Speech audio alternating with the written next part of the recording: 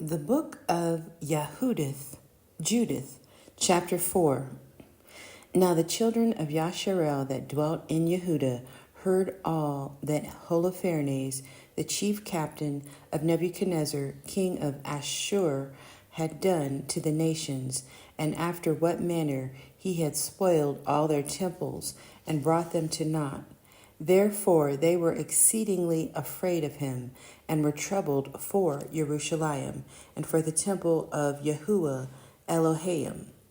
For they were newly returned from captivity, and all the people of Yehudah were lately gathered together, and the vessels, and the altar, and the house were sanctified after the profanation. Therefore they sent into all the coast of Shomeron, and the villages to Beit Choron, and Belman, and Jericho, and Choba, and Esora, and to the valley of Shalem, and possessed themselves beforehand of all the tops of the high mountains, and fortified the villages that were in them, and laid up victuals for the provision of war, for their fields were of late reaped. Also Yahuyakim the high priest, which was in those days in Jerusalem, wrote to them that dwelt in Bet Uljah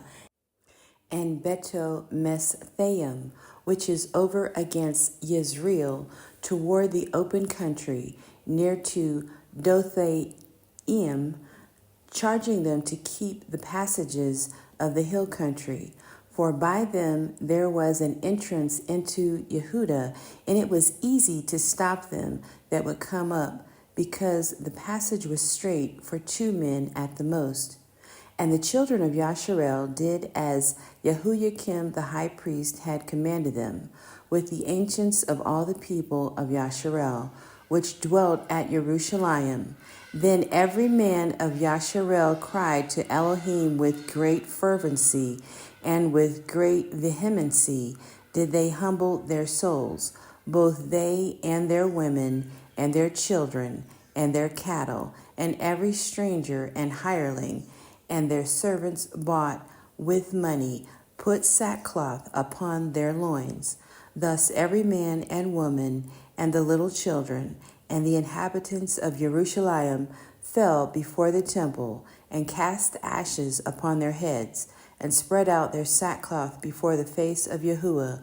Also they put sackcloth about the altar, and cried to Elohim of Yasharel, all with one consent, earnestly, that he would not give their children for a prey, and their women for a spoil, and the cities of their inheritance to destruction, and the sanctuary to profanation and reproach, and for the nations to rejoice at. So Elohim heard their prayers, and looked upon their afflictions, for the people fasted many days in all Yehudah and Jerusalem before the sanctuary of Yahuwah Sebaoth.